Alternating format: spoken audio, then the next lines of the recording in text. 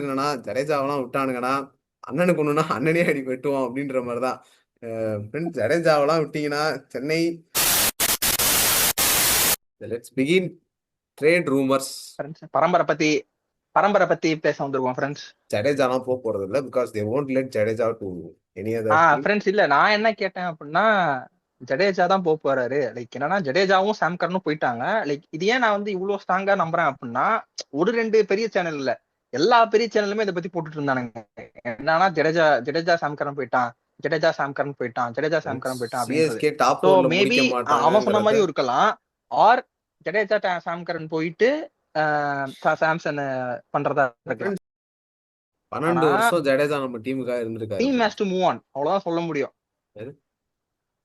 Team has to move on friends. அதாவது ஒருத்தரையே நம்ம இது பண்ணிட்டு இருக்க முடியாது. இப்ப எப்படி நம்ம ரெய்னா கிட்ட இருந்து மூவ் ஆன் நீ ஆகலையா, தோனி ரெய்னா கிட்ட அது நீ பெர்ஃபார்மன்ஸ் தோனிய பண்ணாத சொன்னா உடனே பரவாயில்லடா. ரெய்னாவை உட்கார வச்சுட்டு அது நீ தோனிய சொன்னா பரவாயில்ல, சொல்லு சொல்லு தோனி சொல்லு. போனாலும் ம் பரவாயில்ல, எனக்கு நீ team has to move on சொன்னா ஒரு நியாயம் இருக்கு. ஜடேஜாட்ட என்னடா தப்பு ம் இருக்கு உனக்கு? நீ சொல்லு.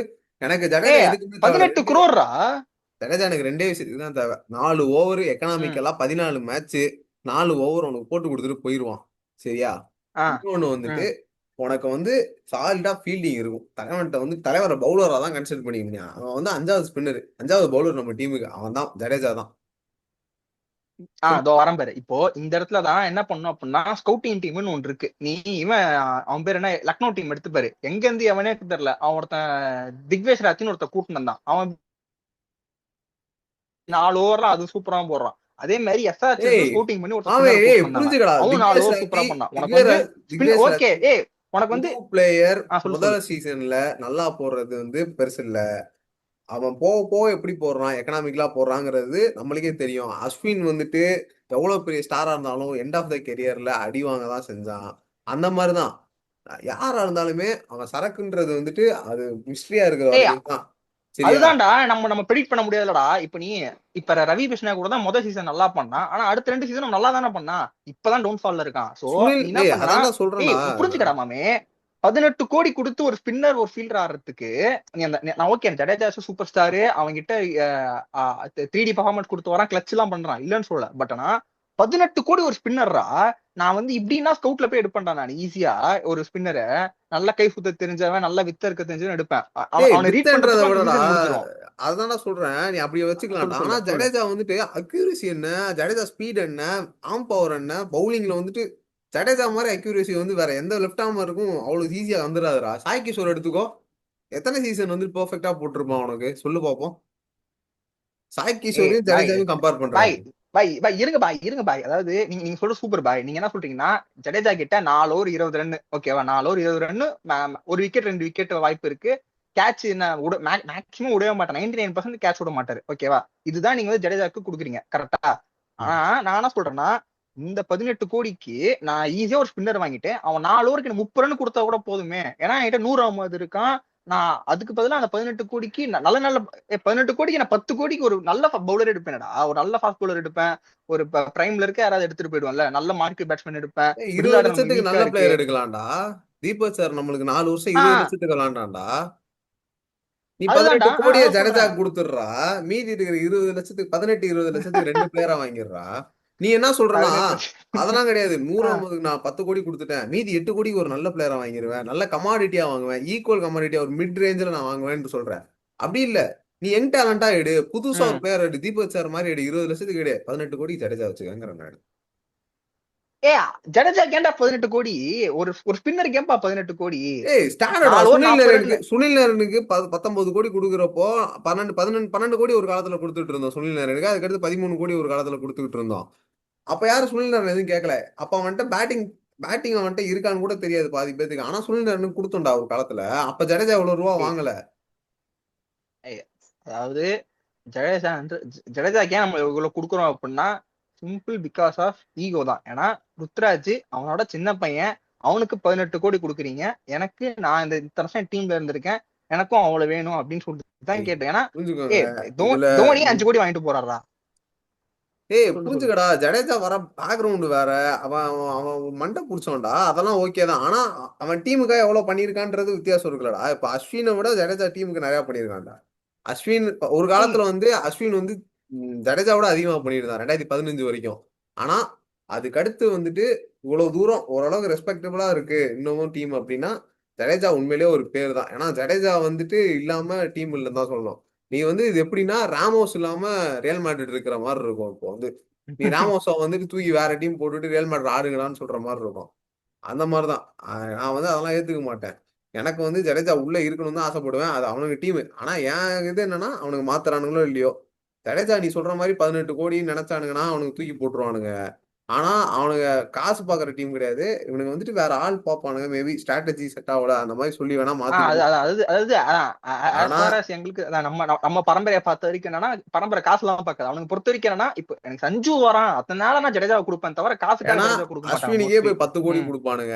அந்த மாதிரி ஆட்கள் இருக்கிறதுனால இவன் ஜடேஜாக்கெல்லாம் யோசிக்க மாட்டானுங்க. 22 கோடி கேட்டாலும் கொடுப்பானுங்க. அவனுங்களுக்கு தேவைன்னு வந்துருச்சுன்னா எந்த பிளேயருக்கு எவ்வளவு ரூபா கொடுக்குறோன்றதெல்லாம் முக்கியம் இல்ல. தீபக் சார இந்த பேஸ் பிரைஸ் தீபக் சாருக்கே 13 கோடி கொடுத்துருப்பாங்கடா. 13. அது வந்து எதுக்குன்னா அவ்வளவு வருஷம் அவன் 4 வருஷம் 20 லட்சத்துக்கு ஆடினான்ற ஒரே காரணத்துக்காக தீபக் சார் அந்த பிரைஸ்ல ரீட்டைன் பண்ணிருப்பானுங்க.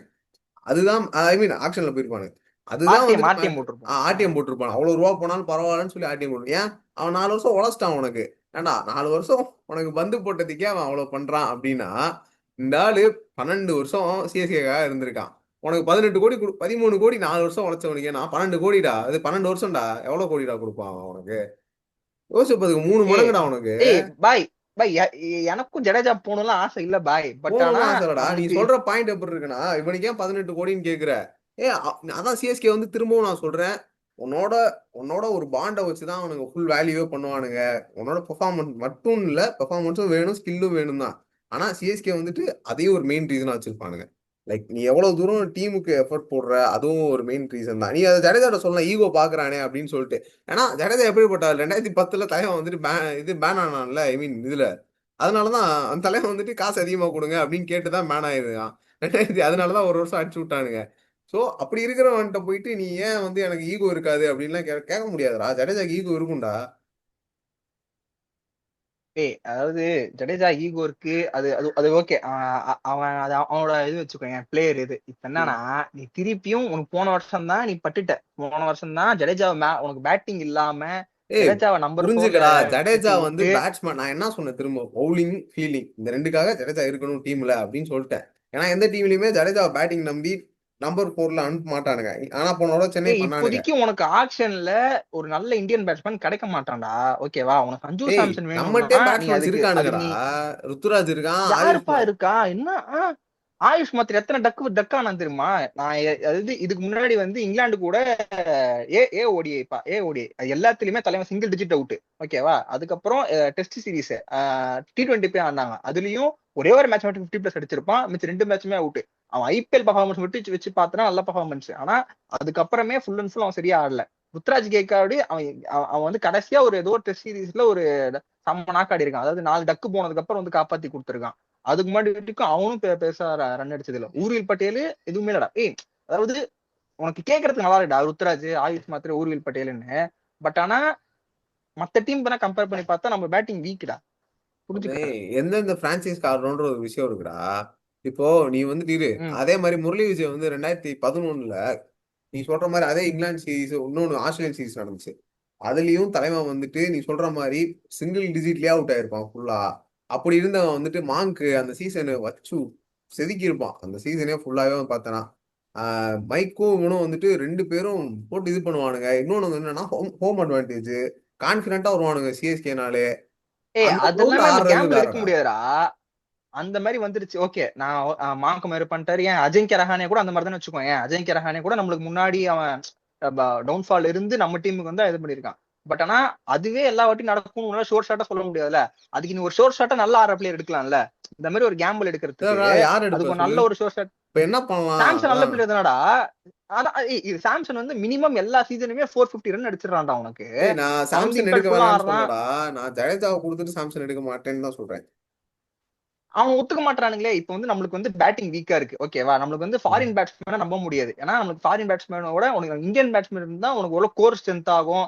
அடுத்த ஒரு எடுத்துட்டு போலாம். ஏன்னா உனக்கு அடுத்து தோனிக்கு அப்புறம் அடுத்த சூப்பர் ஸ்டார் யாரும் இல்ல நம்மளுக்கு. டீம் பிராண்ட் வேல்யூ ப்ரமோட் பண்றதுக்கும் ருத்ராஜ் கெய்க்வாட் ப்ரமோட் பண்ணலாம் பார்த்தாங்க. அவனை இந்தியன் டீம்ல அவனை பெருசா எடுக்க மாட்டாங்க. ஸோ உனக்கு வேல்யூ பெருசா கிடையாது. உனக்கு தோனிக்கு அப்புறம் அடுத்து ஒரு பிராண்ட் வேல்யூ பிளேயரும் வேணும், நல்ல பேட்ஸ்மேனும் வேணும் அப்படின்னா இப்போதைக்கு உனக்கு இருக்கு ஒரே ஒரு அவைலபிள் ஆப்ஷன் சஞ்சு சாம்சன் மட்டும் தான். அவனை எடுக்கணும் அப்படின்னா நீ அதுக்கேற்ற பிரைஸ் பே பண்ணி தானே ஆகணும். எனக்கு தெரிஞ்ச ஜடேஜாலாம் கொடுக்க மாட்டான். ஃப்ரெண்ட்ஸ் இது ஒரு அதான் friends, இது ஒரு இது ஃப்ரெண்ட்ஸ் மட்டும் இது அதான் இந்த வந்து ட்ரேட் மட்டும் ஓஜி ஃபேன்ஸ் நடந்துச்சுன்னா யாருக்குமே இது வந்து ஐபிஎல்லோட பிடிக்காது. அதாவது இது என்னன்னா இது ஐ மீன் அவனுக்கு மேபி அவனுக்கு டாலரன்ஸ் இருக்கும், ஏன்னா அவன் இப்பதான் பார்க்க ஆரம்பிச்சிருக்கான். எனக்கு வந்துட்டு என்னன்னா நான் ஒருத்த சின்ன வயசுல இருந்தே நான் அந்த ஆளு ஜடேஜா டீமுக்கு வர்றதுக்கு முன்னாடி இருந்தே நான் பார்த்துட்டு இருக்கேன். அதனால எனக்கெல்லாம் வந்துட்டு ஒரு பிளேயருங்கிறது வந்துட்டு ஒரு ஒரு பயங்கரமான ஒரு ரொம்ப அட்டாச்சான ஒரு பிளேயர். அவங்கலாம் டீம் விட்டு போறப்போ எனக்கு டூப்ளிசிஸ் போறப்போ பயங்கரமா கவலையா இருந்துச்சு, ரெய்னா போறப்போ பயங்கரமா கவலையா இருந்துச்சு.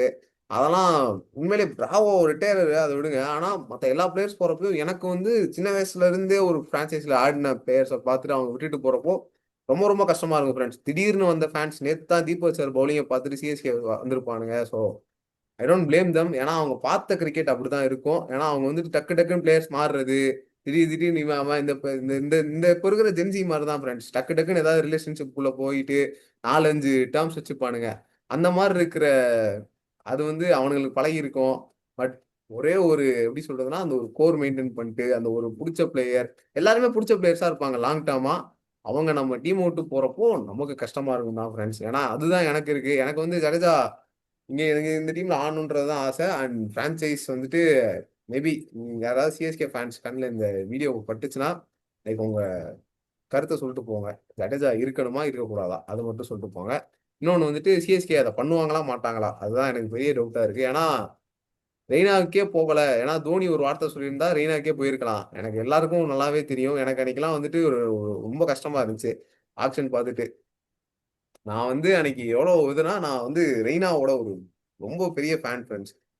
அப்படிப்பட்ட ஃபேன்ஸா வந்து எனக்கு டக்குன்னு ரெய்னா வந்து அன்சோல்டு, அதுவும் வேற யாருமே கூட எடுக்கல. அன்னைக்கெல்லாம் வந்து ரொம்ப உடஞ்சிட்டேன் ஃப்ரெண்ட்ஸ். சில பேர்லாம் வந்துட்டு ரெய்னா யாருன்னே தெரியாது, அவங்களுக்குலாம் ரெய்னாவே யாருன்னு தெரியாது, ஏதோ தொப்போ வச்ச அங்கிள் சும்மா ஜாலிக்கு ஐபிஎல் ஆடுறாரு அப்படின்னு நினைச்சிட்டு இருக்கானுங்க. அதெல்லாம் வந்துட்டு சும்மா இப்ப நேத்து பார்க்க ஆரம்பிச்சவனுங்க. அந்த தாய்லி சொல்றான்னு சொல்லிட்டு என்னால சும்மாலாம் விட்டுட்டு போக முடியாது ஃப்ரெண்ட்ஸ். அதனால என் பிரான்ச்சைஸ்ல விளாண்ட ஒவ்வொருத்தவனுமே வந்துட்டு ஒரு போட்டட் பிளேயர்ஸ் தான். எவன் பேசினாலும் நான் டிஃபெண்ட் பண்ணி தான் பேசுவேன். ஸோ ஐ கேன் பேஷ் தம். அவனுங்க இல்லாட்டினா என் பிரான்ச்சைஸ் இன்னைக்கு இல்லை, இந்த பேர் இல்லை. ஃப்ரெண்ட்ஸ் அவன் சொல்ற பாயிண்ட் எல்லாமே வேலிட் தான் ஃப்ரெண்ட்ஸ். அந்த இடத்துல ஜடேஜாவை விடணும்னு பேசலப்பா. சஞ்சு அதாவது கான்வர்சேஷன் புரிச்சுக்க, நான் ஜடேஜா விடணும்னு நீங்க இது பண்ணல. எனக்கு என்னன்னா சஞ்சு வரணும்னா ஜடேஜா போய் தான் ஆகணும், வேற ஆப்ஷன் இல்லைன்னு சொல்ல வரேன். எனக்கு வந்து சஞ்சு உள்ள வரத்துக்கு இது இது ஒன்னு ஆப்ஷன் தான் சொல்ல வரேன், நான் வேற எதுவும் இல்லை. அதானா அப்படி பார்த்தனா நீ வந்துட்டு ஆக்சுவலா கீப்பர் லிஸ்ட்லயே பார்த்தனா சஞ்சு சாம்சனை விட நிறைய பேர் இருக்கானுங்க. ஆக்சுவலா ஊருல் பட்டேல் கீப்பர் தானே. ஏய் இல்ல இல்ல மாமி, நீ புரிஞ்சுக்க மாட்டேற. என்னன்னா வெறும் கீப்பர் இல்லடா, அடுத்துன்னு இப்போ இது பிரான்சைஸ் கிரிக்கெட்டரா, இது வந்து இந்தியன் கிரிக்கெட் இல்ல. இப்ப அடுத்து ஒரு யங் கீப்பர் கூட்டு இப்ப ஐ மீன் 2007ல தோனி கொடுத்து எடுத்துட்டு வர மாதிரி கிடையாது. உனக்கு வந்து பிராண்ட் வேல்யூ வேணும், ஸ்பான்சர்ஸ் வரணும். உனக்கு வந்து ஸ்டார் பிளேயர் இருந்தாதான் ஸ்பான்சர்ஸ் வருவாங்க. அப்போ உனக்கு ஸ்பான்சர்ஸ் காசு கொடுத்தாதான் கேம் விளையாடுறது. கடைசியில் என்னது மணிக்கு தானே விளையாடுறான். இப்ப சஞ்சு சாம்சன் மாதிரி ஒரு பிளேயர் இப்ப தோனி, ஏன்னா தோனி எத்தனை வருஷம் தான் ஆடுவாரு, இந்த வருஷம் ஆடுவாரா 2 வருஷம் ஆடுவாரா அவ்வளவுதான். அதுக்கப்புறம் போயிட்டா உனக்கு டீமுக்கு ஸ்பான்சர் வரணும்ல, ஃபேஸ் வேல்யூ வேணும்ல. நீ யாரை வச்சு ஃபேஸ் வேல்யூ பண்ணுவ?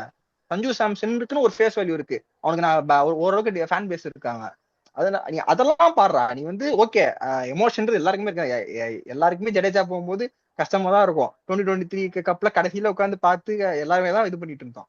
ஆனா பிரான்ச்சைஸ் கிரிக்கெட்டா பார்த்தேன் அப்படின்னா அது ஒரு அந்த டீமுக்கு அடுத்து அதுதான் பண்ணி ஆகணும், வேற ஆப்ஷன் இல்ல. பாப்போம் ஃப்ரெண்ட்ஸ், என்ன என்ன என்ன ஆகுதுன்னு பாப்போம். எனக்கு தெரிஞ்சு ஹர்திக் பாண்டியா ட்ரேடை விட இதுதான் பிக்கெஸ்ட் ட்ரேடா இருக்கும்னு நினைக்கிறேன். ஐ டோன்ட் நோ இது எப்படி இவனுக்கு ஈஸியா ஐ மீன் இவனுக்கு தெரில இவனுக்கு எப்படின்னு. எனக்கு வந்து எனக்கு ஈஸியா எடுத்துப்பானுங்க இவனுங்கெல்லாம். பட் எனக்கெல்லாம் மூவ் ஆனலாம் ஆக முடியாது ஃப்ரெண்ட்ஸ். பிகாஸ் நான்லாம் வந்துட்டு கோலி ரிட்டையர் ஆகிற வரைக்கும் அந்த டீமை சப்போர்ட் பண்ணக்கூடாதுன்னு இந்தியாவே சப்போர்ட் பண்ணாம சுத்துற ஆளு. ஸோ தோனி போனதுக்கு அப்புறம் இப்போ ஒரு 6 வருஷம் ஆயிடுச்சு இந்தியன் டீம்ல. இன்னும் வரைக்கும் நான் கோலி இருக்கிற ஒவ்வொரு மேட்சுமே கோலிக்கு ஆப்போசிட்ல தான் சப்போர்ட் பண்ணிட்டு இருப்பேன். ஸோ இன்னுமே அவர் தான் பண்ணுவேன் friends. So don't take me wrong, அவ்வளோ கேவலமானவன் தான். ஆனா எனக்கு வந்துட்டு என்னன்னா இந்த மாதிரி எப்படி சொல்றது ஃப்ரெண்ட்ஸ், கிரிக்கெட்டை வந்துட்டு இந்த ஸ்போர்ட்ஸ் ஆஃப் போட்டோஸ் ஓட்டா பாருங்க ப்ரோ, இதா பாருங்க ப்ரோ அப்படின்னா போயிட்டு வந்துட்டு நீங்க என்ன பண்ணுங்க, பானாப்ல போய் விட்டு பாருங்க. அதை மட்டும்தான் அதை அப்படியே பார்க்க முடியும். அதை விட்டுட்டு ஏன்னா எதுவுமே உனக்கு அப்படியே அமைதியா உட்காந்து கிளாப் பண்ணிட்டே பாக்குறதுக்கு இது என்ன இந்த ஆடா செஸ் ஆடா விளாடுற உட்காந்துட்டு ஒரு இதெல்லாம் இருக்கதாண்டா செய்யும். அதோட பார்த்தா அதான்டா ஸ்போர்ட் அப்படின்னு சொல்லிட்டு புரிய வைக்கணும் ஃப்ரெண்ட்ஸ்.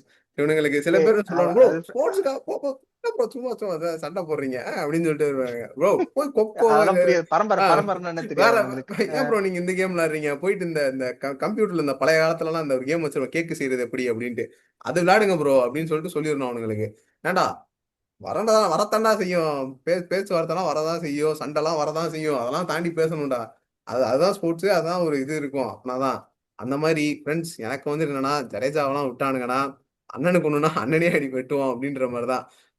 ஃப்ரெண்ட்ஸ் ஜடேஜாவெல்லாம் விட்டீங்கன்னா சென்னை ரெய்னாவை விட்டதுக்கு எவனும் பெருசா அப்போ அவனுங்க ஒரு பாதிப்பு அது அந்த ஷாக்ல இருந்து ரிலீவ் ஆகல. ஏன்னா அவனுங்க வந்து சிஎஸ்கே இப்படி பண்ணுவானுங்களா அப்படின்ற ஒரு ஷாக்லயே இருந்துட்டோம் அன்னைக்கு நாங்க. இப்பெல்லாம் அப்படி பண்ணேன்னு வச்சுக்க சிஎஸ்கே இன்ஸ்டாகிராமு நேத்து 12th கிளாஸ் பாஸ் பண்ணவன்லாம் இப்ப மீம் பேஜ் ஆரம்பிச்சிட்டான். ஸோ வந்துட்டு யோசிச்சுக்க உன் நிலைமையெல்லாம். அவன்லாம் திடீர் ஃபேனா இருப்பான். போட்டு உன் வரலாறு தெரியாம அடிக்க ஆரம்பிச்சிடும் அவனைய. சிஎஸ்கே நீ தான் யோசிச்சுக்கணும். இது எவனா அட்மின் அட்மின் பாத்தீங்க தெரியாம உங்க கண்ணில் பட்டுருச்சுன்னா ஃப்ரெண்ட்ஸ் டிஸ்க்ளைமர் ஃப்ரெண்ட்ஸ் யாரும் வந்துட்டு தயவு செஞ்சுமா எப்படியாவது இங்க பாருங்கடா டே உருப்பட்டு ஜடேஜாவெல்லாம் ரிலீஸ் பண்ணிடாதீங்கடா. எவனாவது உங்களுக்குள்ள ஏதாவது 1008 கொடுத்தல் வாங்கல் இருந்துகிட்டோம். அதுக்காக நீங்கன்னு பார்த்து இப்படிலாம் ஜடேஜாவை ரிலீஸ் பண்ணி இப்படிலாம் எதுவும் மன உளைச்சலுக்கு உள்ளாக்கிறாதீங்களா எங்களை. முக்கியமான விஷயம் ஃப்ரெண்ட்ஸ் ஹென்ரிக் கிளாசனுக்கு வந்துட்டு என்னன்னா பால்கனி ரூம் இல்லைன்னு சொல்லிட்டு சன்ரைசர்ஸ் அவர் ரிலீஸ் பண்ண போறாங்க. ஹென்ரிக் கிளாசனை வந்துட்டு நம்ம வாங்கிட்டு அந்த சைடு யாரை கொடுக்க போறோம்னா குர்ஜப்னீத் சிங்கையும்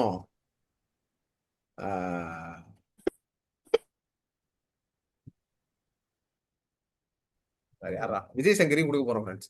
அவ்வளவுதான் இதாங்க ட்ரேடு. ம். விஜய் சங்கரையும் குர்ஜப்னீத் சிங்கையும் கொடுத்துட்டு ஹென்ரிக் கிளாஸ்ல வாங்க போறோம் ஃப்ரெண்ட்ஸ். இது பயங்கரமான திடுக்கிடும் தகவல் எங்க சேனலுக்கு மட்டும் ஸ்பெஷலா கிடைச்சு ஃப்ரெண்ட்ஸ். ஆமா ஆமா ஃப்ரெண்ட்ஸ்.